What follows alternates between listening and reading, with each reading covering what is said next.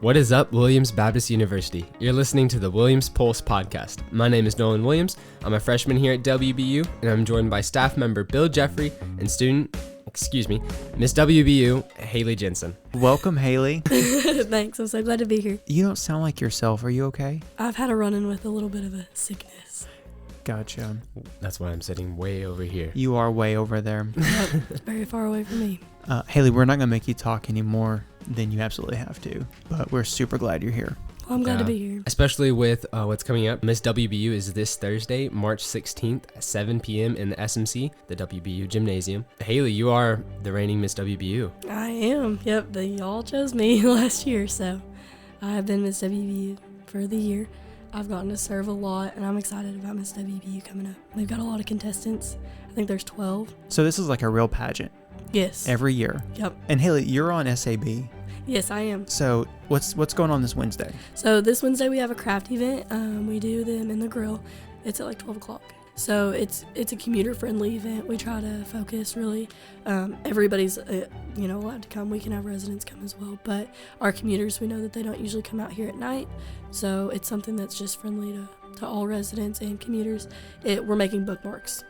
Hey, over in athletics this week, we have a baseball game and softball game today and again tomorrow. Softball on Thursday and then baseball on Friday. And Friday's also a pretty big day around here. This Friday, spring break begins. That means no school. Nolan, tell us about the admissions news this week. Yeah, so if you're planning to attend this fall, which, by the way, it's not too late, we still have academic scholarships, athletic scholarships, performing arts scholarships, and Williams Works positions still available. Hey, if you're a future Eagle, last week we opened up registration and many of you have already selected your date. And if you haven't signed up, please go do that ASAP as possible. If you're a returning student, the first day to register for classes is April 3rd. Be on the lookout for more information from your advisors, and each advisor does everything a little bit differently. So they will be getting with you about that. Yeah. And before you can register, you need to complete the registration forms in your student portal. I just learned this week. Did you know that commuters can have a meal plan? Yeah. I did. You're a commuter. Yeah, I got it the first semester that they offered it. Did you really? I did. Is it a good deal? Yeah, so you actually, it breaks down, because I'm a numbers person, so I broke down the process. I was like, I want to see if I'm saving money, and I saved a lot of money. And that concludes our admissions news. Let's move into the next segment. College hacks. College hacks. Let's hack into it. Work with your advisor with your degree plan to take Monday, Wednesday, Friday classes one semester and Tuesday, Thursday classes the next. Gives you time to breathe. Gives you a lot of time to breathe and a lot of time to be overwhelmed on those certain days where you have a lot of classes. Mm-hmm. I know that would stress me out, like stacking all my classes on 2 days. I did that one semester and I actually did like it though. Yeah? Yep. And on Monday, Wednesday, I had PE classes. Mm-hmm. Not that those are easy. But I had PE classes. What are you saying? Nothing. Nope, nothing at all.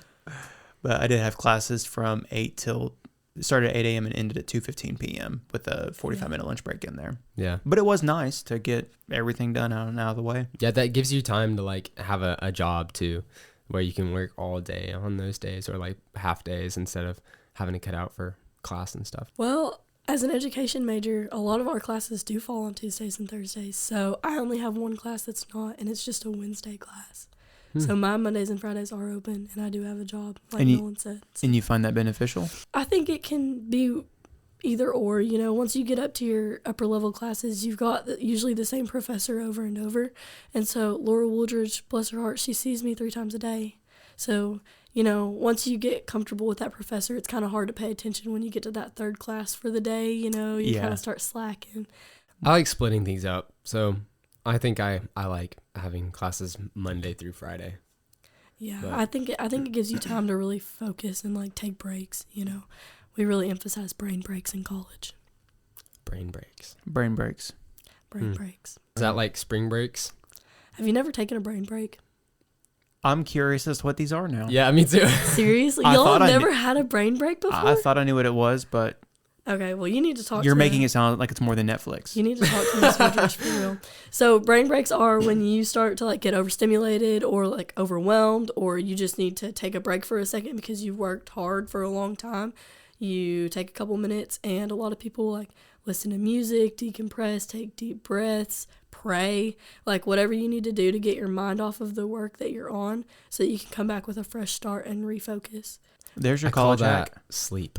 No, we really emphasize brain breaks in education. We want our kids to be able to take breaks in between the day. Are y'all passing that on to like kids? Yes, so there's a thing that we have called SEL, and it's social emotional learning. And so we teach them how to regulate, like how do you regulate your emotions? How do you know when you need to take a break, and what do you do when you need to take a break? So, for example, in our education classes, when we're starting to slack and we can't pay attention, or we're about to fall asleep, they're like, stand up, go move your body around. Like, we stand and rotate and talk, because you can only focus for so long before you start losing interest.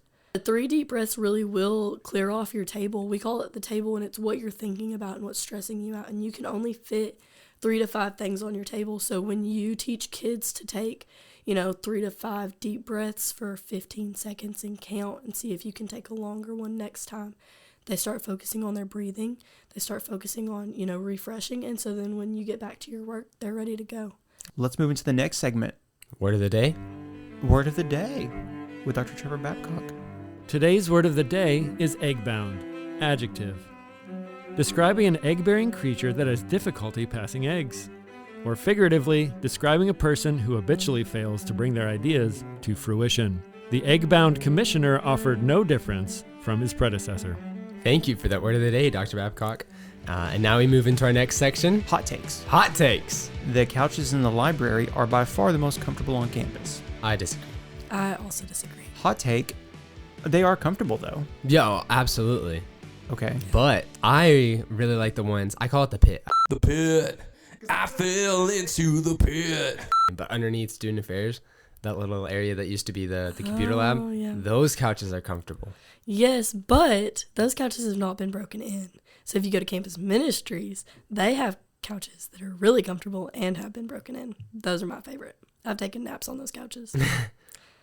All right, well, hot take. There are 3 great couch locations. Yeah. At least 3 great locations on campus. Hey, we're not trying to shortchange anybody by moving on from hot takes, but we have some rapid fire questions that we want to get to for you, Hailey. Is it okay if we move into the next segment? Yeah, I'm completely good with that. Are you ready for this? I'm so ready. Is your voice ready for this? Give me a second. Okay, I think I'm ready. What year are you in?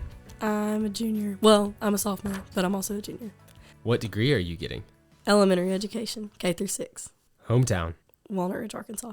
How do you plan to spend your last few days as Miss WBU? I plan on spending them with the new contestants because we've got stuff every night. Are you technically Miss WBU forever since you've already won it? I don't know. She's missed. WBU, past tense. Yeah. That'd be funny. Wait, is she being missed or is she past tense? I think I'll always be Miss WBU 2022. Well, do you get to keep the crown at least? Yes, I do. So who are you hoping replaces you for Miss WBU this week? I really don't know. That's a hard pick. We've got 12 girls and they're all really good, so I'm excited. So what do you get if you win Miss WBU? Well, I got a crown, a sash, some flowers, and a scholarship. Yeah, Miss WBU is a scholarship. I don't know if y'all know that. No. Nolan kind of looked at me with like question marks. No, it is a scholarship. So you get a one-time scholarship. You get it as soon as you win. Like, it's put into the account. What all do you do the following year if you win? Yeah, so it really just depends on who it is. Like, I wanted personally to read to kids because I am an education major and I knew the importance of showing some kids. And I was like, well, if I can encourage one kid to read, that could just be life-changing for them. So when the judges asked me, like, what do you want to do as Miss WBU in my interview, I was like, I want to go read to kids. So I got to go to the elementary school and the library, the public library, and read to like anywhere from 2 years old to 4th grade. So we had a pretty good range. And then I've gone to the nursing home and called bingo, which was really exciting. You get to obviously participate in things around Williams. I've prayed during preview days for our prospect students. And then you have to do an NSO speech. That's a requirement. So you give a speech to the new students during new student orientation weekend. I really want to bring awareness to all the things that you can do and the ways that you can serve that a lot of people don't see. Because Miss WBU really is more than just a beauty pageant or based off of talent. So you're Miss WBU. Yes. Is there another man in your life besides WBU? Yes, there is. I'm actually engaged. I don't know if y'all knew that. Congratulations, we did. Thank you. I appreciate it.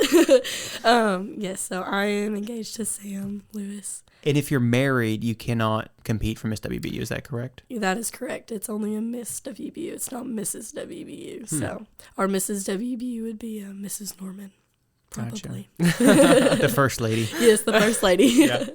So What was the most influential class you took at WBU? I think one of my most influential classes has been teaching reading, and it's actually set up for 2 semesters. So it's emergent lit and then teaching reading. The emphasis in that class has really been like, the first day she sat us down and she said, write down how many kids you think you're going to teach on your first year. And she gave us some numbers of around, an estimate of how many kids you have. And then she said, now I want you to multiply that by how many years you think you're going to teach, which is on average 28. That's retirement age.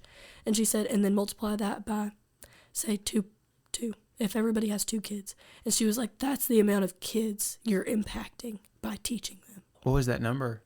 It was in the thousands. That's crazy. It was in the thousands. Well, Hailey, Miss WBU, thank you so much for coming on the podcast this week. Thanks for having And me. everybody come out Thursday and support the ladies and come see who's going to wear the next crown. Yeah.